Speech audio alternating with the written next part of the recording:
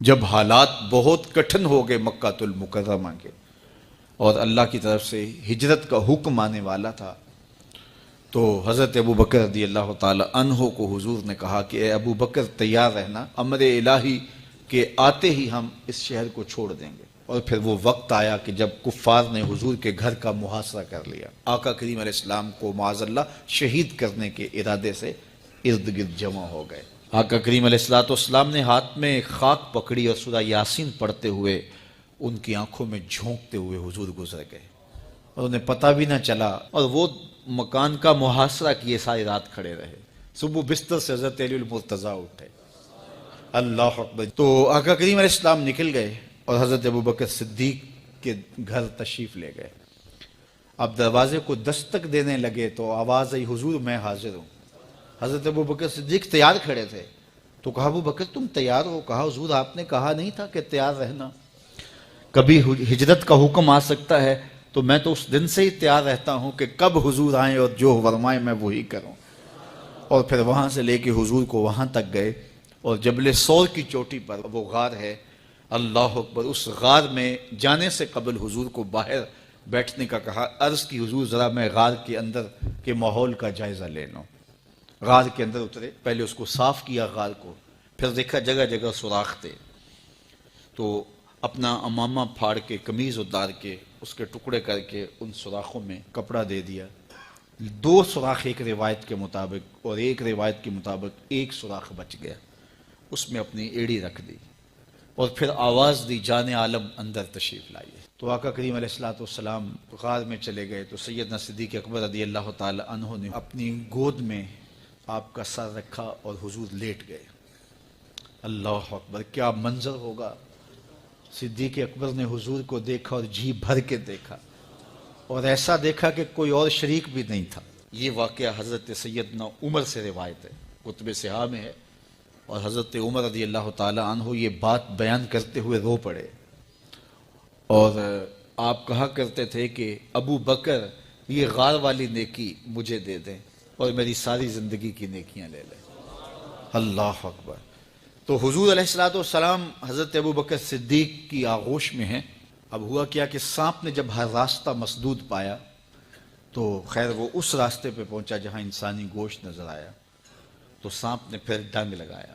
سانپ کا ڈنگ اچانک، تو انسان تو کپ کپا کے رہ جاتا، اچانک تو چیونٹی کاٹ جائے تو انسان کپ کپا کے رہ جاتا ہے، چھپکلی گر جائے اچانک تو بندہ اپنے وجود کو جو ہے وہ متوازن نہیں رکھ پاتا۔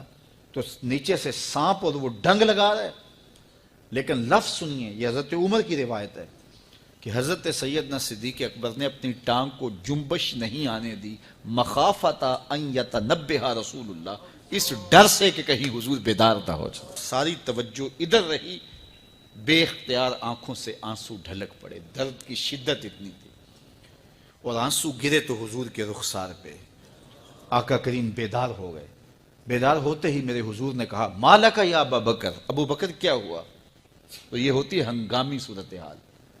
ہنگامی صورتحال میں کسی کو پکاریں یا کسی کو کوئی جواب دیں تو مروجہ آداب کی رعایت کے ساتھ جو لفظ بولے جاتے ہیں وہ ترک کرنے پڑتے ہیں۔ اس مائک میں کرنٹ تھا تو میں قریب ہونے لگا تو آپ نے مجھے متنبہ کرنا تھا، تو میرے ساتھ آپ بہت پیار کرتے ہیں، بہت محبت کرتے ہیں، تو آپ نے اگر مجھے یہ بتانا ہو کہ اس میں کرنٹ ہے اور اگر آپ نے منہ قریب کر لیا تو آپ کو نقصان پہنچ سکتا ہے، تو میرے نام کے ساتھ 20 القاب لیں گے؟ آپ نہیں لیں گے، آپ جلدی جلدی جو ہے وہ مجھے کہیں گے جناب یہاں کرنٹ ہے، تو میں یہیں سے رک جاؤں گا۔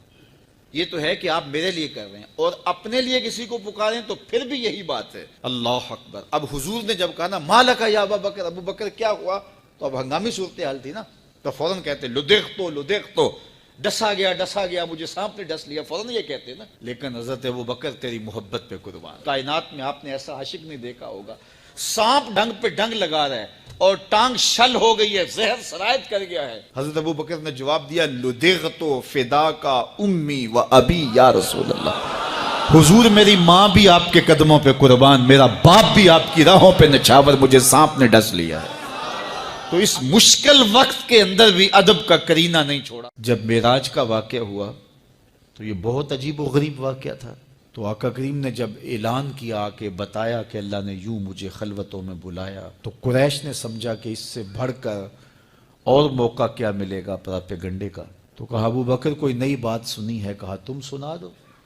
کہا اگر کوئی کہے کہ رات کی مختصر تنہائی میں مسجد حرام سے مسجد اقصیٰ تک پہنچا ہوں، پھر وہاں سے واپس بھی آ گیا ہوں، تو بات ماننے میں آتی ہے؟ آپ نے برجستہ کہا بالکل ماننے میں نہیں آتی۔ اتنے مختصر وقت میں مسجد اقصیٰ جائے اور پھر پلٹ کے بھی آ جائے، کم از کم 2 ماہ چاہیے۔ 1 مہینہ جاتے ہوئے لگتا ہے، 1 مہینہ آتے ہوئے لگتا ہے، کوئی چھو کے بھی آئے تو 2 ماہ چاہیے۔ تو سمجھا کہ لوہا خوب گرم ہو گیا، اب چوٹ ٹکانے پہ بیٹھے گئے۔ کہا ماننے میں نہیں نہ آتی؟ کہا بالکل نہیں ماننے میں آتی۔ تو کہا پھر تیرا یار ہی تو کہتا ہے۔ تو حضرت ابو بکر صدیق نے فرمایا وہ واقعی کہتے ہیں؟ ہاں ہاں ہاں انہی کا کہنا ہے۔ تو حضرت ابو بکر بولے لئن قالہ فقد صدق فاصدقہ، اگر انہوں نے کہا ہے تو سچ کہا ہے، میں تصدیق کرتا ہوں۔ کہا ابھی تو تم کہہ رہے تھے کوئی کہے تو ماننے میں نہیں آتا۔ کہا کوئی کہے تو اب بھی نہیں مانوں گا، وہ اس سے بھی عجیب کہے تو مان لوں گا۔ اللہ اکبر۔ فَبِذَلِكَ سُمِّيَ صدیق، علماء نے لکھا یہ وہ وجہ تھی جس کی وجہ سے آپ کو صدیق پکارا جانے لگا۔ معراج کی تصدیق کی اور صدیق کہلائے۔ صدیق تصدیق سے بھی ہے، اور ساری زندگی آپ نے جھوٹ زبان پہ نہیں آنے دیا۔ آپ کی طبع میں جو صداقت رچی بسی تھی، بلکہ ایک مشکل وقت آیا آپ پر، وہ جب حضور علیہ السلام کو اللہ کا حکم ہوا اور ہجرت کر کے حضور مکہ سے مدینہ کی طرف عازم سفر ہوئے، تو حضرت سیدنا صدیق اکبر رضی اللہ تعالیٰ عنہ ساتھ تھے۔ مکہ المکرمہ سے جو مدینہ المنورہ ہے وہ شمال کی جانب ہے، اور غار ثور مکہ المکرمہ سے جنوب کی سمت ہے۔ تو آقا کریم علیہ السلام نے سفر کرنا تھا مدینہ شریف کا، تو شمال کی سمت نہیں گئے بلکہ وہاں سے سفر جنوب کی جانب کیا، اور پھر وہاں سے حضور جو ہے وہ 3 دن گزارنے کے بعد مدینہ المنورہ کی جانب روانہ ہوئے۔